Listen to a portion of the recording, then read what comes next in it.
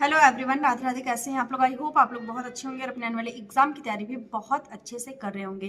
तो दोबारा से आप सबका चैनल पे बहुत ज़्यादा स्वागत है। अगर आप लोग चैनल पे नए हैं तो प्लीज़ चैनल को सब्सक्राइब जरूर करिएगा, वीडियो को शेयर करिएगा अपने फ्रेंड्स फैमिली ग्रुप में और बहुत सारे लोगों को कनेक्ट करिए, क्योंकि मैं देख रही हूँ कि इस टाइम वैकेंसी आपकी आ रही है, मतलब संविदा पे आपके पद आ रहे हैं, लेकिन लोगों की जो कनेक्टिविटी है वो कहीं ना कहीं कम हो रही है। लोग कनेक्ट नहीं हो रहे हैं, चीज़ों को देख नहीं रहे हैं और इससे फिर बढ़िया मौका आपके पास नहीं आने वाला है, क्योंकि बहुत ही कम समय के लिए आपको पता है कि संविदा पे जो भी भर्ती आती है उनके जो समय होती है आवेदन के वो बहुत कम होती है। तो अगर आप एक लंबा गैप देंगे, देखेंगे नई चीज़ों को, तो फिर आपका समय जो है वो समाप्त हो जाएगा और फिर आप आगे कमेंट करते हैं कि इस डिस्ट्रिक्ट का नाम आया कि नहीं। मैं देखती हूँ कि लगातार ऐसे जिलों का कमेंट आ रहा है जिनके लिए ऑलरेडी मैंने वीडियो बनाई है और उन्होंने उसको देखा नहीं है, मतलब वो स्किप कर रहे हैं उसको लगातार, बस कमेंट सेक्शन में आके लिखते हैं कि हाँ हमारे जिले का आप लोग बता दीजिए। तो अगर मैं इतनी मेहनत करके आपको 6 7 8 मिनट की वीडियो डिलीवर कर रही हूँ और उसमें मैं एक्सप्लेन कर रही हूँ, तो आप सबकी भी रिस्पॉन्सिबिलिटी है कि आप उसको अच्छे से देखिए,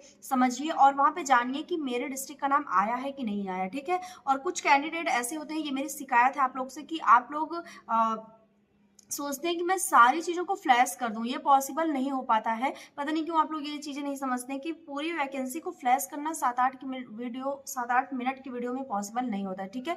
तो थोड़ा सा सपोर्ट करिए आप लोग, बाकी लगातार मैं अपडेट आपके लिए लेके आती रहूंगी। जितने भी डिस्ट्रिक्ट आएंगे, एक भी जिले को मैं नहीं छोड़ने वाली हूँ, जितने भी जिले आएंगे मैं सब आपको ले आने वाली। ठीक है। और इसके बाद की जो 2 वीडियो आएंगी उसमें आपकी वैकेंसी फ्लैश होंगी, आप उसको बहुत अच्छे से देखिएगा, समझिएगा और जो भी पॉइंट्स हैं आप अपने क्लियर कर लीजिएगा। ठीक।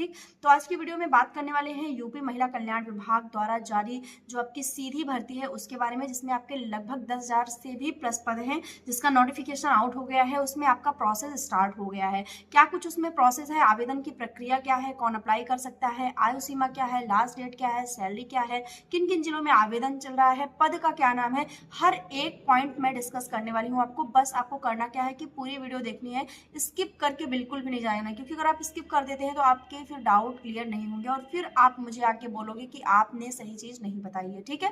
तो चलिए स्टार्ट करते हैं। और एक चीज मैं बोलना चाहूंगी कि आप अगर यूपी से हैं, यूपी के किसी भी डिस्ट्रिक्ट से हैं, ठीक है, पूरे 75 जिलों में से कहीं से भी हैं, तो आपको इस चैनल से कनेक्ट हो जाना है, क्योंकि यहाँ पे 101% मैं आपको गारंटी देती हूँ कि अगर आप यहाँ पे कनेक्ट होते हैं तो आपको कहीं ना कुछ जरूर हेल्पफुल मिलेगा। ठीक।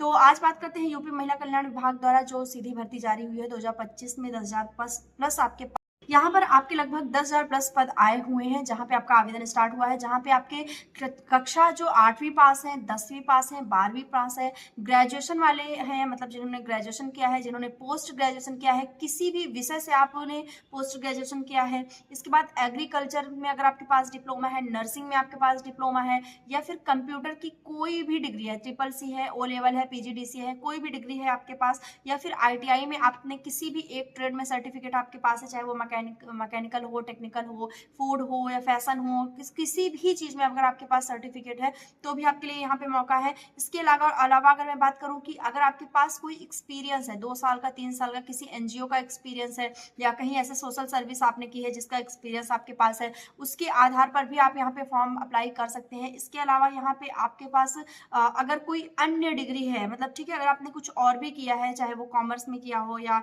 आपने कुछ और भी किया है, तो आपको यहाँ पे मौका मिलने वाला है, मतलब आपको यहाँ पे चांस मिलेगा। यूपी महिला कल्याण विभाग की सबसे बड़ी खासियत यही है इस विभाग की, कि ये हर एक कैंडिडेट को यहाँ पे मौका दे रहा है अपने डिस्ट्रिक्ट में काम करने के लिए, क्योंकि इसमें अगर आप सिलेक्ट होते हैं, अगर आप ज्वाइन करते हैं, अगर आपकी जॉब लग जाती है, तो आपको अपने ही जिले में रहना है, अपने ही जिले में। हो सकता है कि आप अपने ब्लॉक में ही हो सकता है कि आप अपने गाँव में ही हो, आपको कहीं बाहर जाने की आवश्यकता नहीं है। ठीक है। तो ये चीज आपको ध्यान रखनी है, इसीलिए मैं ज्यादा से ज्यादा यूपी महिला कल्याण विभाग को बहुत ज्यादा सपोर्ट करती हूँ। रीजन ये है कि ये सबसे बेस्ट आपका विभाग है जो आपको संविदा पे भर्तियां देता है, और यहाँ पे सैलरी आपकी बहुत अच्छी ये देता है। ठीक है। मतलब लगभग आपकी अगर मैं सैलरी बात करूँ तो 7,944 रुपए से स्टार्टिंग रहती है यहाँ पे, जो भी 8वीं पास यानी जो आपके छोटे पद के लिए अप्लाई करते हैं। और बाकी अगर आप अच्छे खासे पद के लिए अप्लाई कर रहे हैं तो वहां पे आपकी सैलरी लगभग 40,000 बनती है। ठीक। तो ये सबसे इसमें प्लस पॉइंट होता है मेरे लिए कि ये मैं आपको बताऊं और आपको ये चीजें समझाऊं। ठीक है। बाकी इसमें जितने भी पद आए हुए हैं उनकी लास्ट डेट आपकी जनवरी में है, 1 से 3 जनवरी के बीच में सबकी लास्ट डेट है। कुछ ऐसे भी जिले हैं जिनमें आपको 28, 29, 30 में भी आपका लास्ट डेट है, 31 को भी लास्ट डेट है।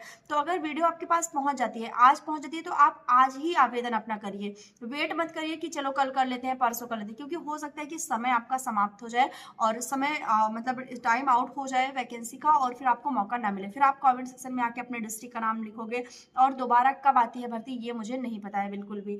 ठीक है, तो यहाँ पे सबसे पहले मैं आपको बता दूं कि किन किन पदों पे आपका आवेदन चल रहा है। तो सबसे पहले महिला कल्याण विभाग में इस समय जो आवेदन चल रहा है वो है सुपरवाइजर का, स्टाफ नर्स का, प्रोटेक्शन ऑफिसर का, चाइल्डहुड एजुकेटर का, कुक का, असिस्टेंट अकाउंटेंट का। उसके बाद आता है आपका केस वर्कर का, यानी जितने भी एलएलबी वाले स्टूडेंट हैं जो जिन्होंने एलएलबी किया है उनके पास केस वर्कर का और भी 1-2 पद उनमें शामिल रहते हैं, वो देखने को मिलता है। फिर आता है आपका सिक्योरिटी गार्ड का, वार्ड आया का, स्वीपर का, वॉचमैन का। ठीक है, जितने भी 8 से 10 पास कैंडिडेट हैं जो काम करना चाहते हैं वो इसमें अप्लाई कर सकते हैं।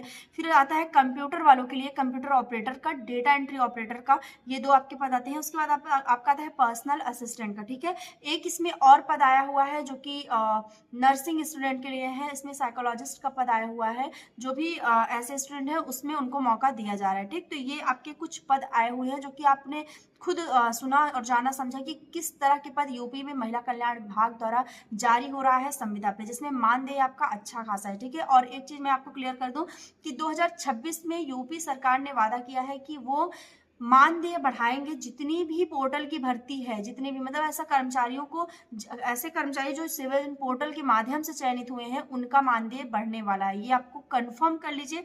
कोई भी इसमें चेंजेस नहीं होने वाले हैं, बढ़ना है ये आपका 100% तय है। ठीक है, इसीलिए सरकार सबसे ज्यादा सक्रिय है इस भर्ती को कराने के लिए। बाकी यहाँ पे मैंने आपको बता दिया कि अगर आपने 8वीं पास किया है, आपने कुछ भी किया है तो आपको यहाँ पे मौका मिलने वाला है। यूपी महिला कल्याण विभाग में आयु सीमा की बात करें तो आपकी कम से कम 21 साल और ज्यादा से ज्यादा 45 साल आपकी यहाँ पे आयु सीमा होनी चाहिए। ठीक, और वहाँ बेसिक शिक्षा विभाग में हमने देखा था कि कम से कम 18 साल और ज्यादा से ज्यादा 40 साल होने चाहिए। तो यहाँ पे आपके थोड़ा सा यहाँ पे अलग है। बाकी लास्ट डेट भी मैंने आपको बता दी, योग्यता भी बता दी, आपको सारी चीजें मैंने बता दी। अब बात कर लेते हैं मेन जो हमारा रहता है कि किन किन जिलों में आपका आवेदन स्टार्ट हो रहा है और कहाँ कहाँ के लोग आवेदन कर सकते हैं। तो सबसे पहले आपका जो मोस्ट डिमांडिंग डिस्ट्रिक्ट रहता है हमेशा से, वो रहता है जनपद प्रयागराज। प्रयागराज से बहुत कमेंट आते हैं, हालांकि हर जिले से कमेंट आते हैं, ऐसा नहीं है, आजमगढ़ वगैरह से भी बहुत कमेंट आते हैं, लेकिन प्रयागराज मैं सोचती हूँ ऐसा कि प्रयागराज से ज़्यादा कमेंट आते हैं। जनपद प्रयागराज में आपका आवेदन स्टार्ट हो गया है महिला कल्याण विभाग द्वारा। इसके बाद आपको यहाँ पे जनपद बाराबंकी दिखेगा। बाराबंकी में हर एक विभाग में बाराबंकी का नाम जरूर रहता है। बाराबंकी और बहराइच 2 ऐसे डिस्ट्रिक्ट हैं जिनमें बहुत ज्यादा आपको मौका मिलता है। बाराबंकी के बाद आपका आता है जनपद पीलीभीत, फिर आता है आपका बहराइच। जैसा कि मैंने बताया कि बाराबंकी और बहराइच आपका ऐसा जिला है जो कि आना ही आना है। फिर आता है आपका चंदौली, इसके बाद आता है जनपद इटावा जो कि काफी डिमांडिंग रहता है, ये भी जनपद इटावा, कानपुर, मैनपुरी, ये सब भी बहुत ज्यादा डिमांडिंग जिले रहते हैं। फिर आता है आपका जनपद महाराजगंज, उसके बाद आता है मेरठ, फिर आता है मथुरा, मथुरा के बाद आता है आपका फर्रुखाबाद, फिर आता है आपका बहराइच, फिर आता है आपका जनपद गोरखपुर। गोरखपुर से इस समय काफी ज्यादा कमेंट आ रहे थे गोरखपुर से, मतलब एक बहन है, सिस्टर है, वो मुझे काफी दिन से कमेंट कर रही थी गोरखपुर के लिए। तो अगर वो मेरी वीडियो देख रही होंगी तो आप जान लीजिए कि गोरखपुर में महिला कल्याण विभाग द्वारा आवेदन स्टार्ट हो गया है। फिर आता है आपका जनपद अम्बेडकर नगर, बागपत, संत कबीर नगर। संत कबीर की आज मैंने सुबह ही, अगर मैं कमेंट सेक्शन पढ़ रही थी तो मैंने उसमें देखा कि कमेंट सेक्शन में संत कबीर के लगभग 7 कमेंट थे मेरे पास। ठीक है, तो अगर आप देख रहे हैं मेरी वीडियो तो संत कबीर नगर में भी आपका आवेदन स्टार्ट हो चुका है। फिर आता है आपका जनपद जालौन। इतने जिलों में लगभग अगर मैं देख पा रही हूँ तो 16 जिलों में आपका आवेदन स्टार्ट हो रहा है। इस समय महिला कल्याण विभाग में आवेदन हो रहा है। अगर आपको आवेदन करना है तो सेवा योजना पोर्टल के माध्यम से आप आवेदन कर सकती हैं। वहां पे आपको अपनी आईडी बनानी है। आईडी बनानी नहीं आती तो डिस्क्रिप्शन में वीडियो है, आप वहां जाके देख सकती हैं, आईडी बना सकती हैं। इसके बाद आपको आवेदन कर लेना है। वैसे तो यहाँ पे आवेदन की कोई फीस नहीं है, कुछ भी नहीं है, लेकिन अगर आपको आवेदन करना नहीं आता और अगर आप साइबर कैफे से आवेदन करवाती हैं तो आपको 50-100 रुपये वहां पे देना पड़ेगा। ठीक है, और अगर आपको आवेदन करना आता है स्वयं से तो आप अपने फोन से या फिर आपके घर में कोई बड़े भाई बहन जो भी जिनको भी पता हो सारी चीजें, उनसे आप आवेदन करवा सकते हैं। ठीक है, अगर आप आवेदन फोन से कर लेते हैं तो आपका कोई भी फीस नहीं लगेगा। और एक चीज, आवेदन करने के बाद आपको अपना जो भी पीडीएफ है वो निकाल लेना है आपको। ठीक है, मतलब हार्ड कॉपी में निकाल लेना है। उसके बाद आपको, अगर आपका चयन होता है, आपको कॉल आती है तो आपको वही हार्ड कॉपी लेके जाना है। ठीक है, सारे डॉक्यूमेंट्स आपके एकदम सही होने चाहिए। डॉक्यूमेंट्स मुझे बताने की आवश्यकता नहीं है, क्योंकि जब वहां पे आप क्लिक करेंगे तो आपके पास खुद ही हर एक डॉक्यूमेंट्स फिल करने का ऑप्शन आएगा, वहाँ पे क्या क्या चीज़ें लगती हैं आप देख सकते हैं।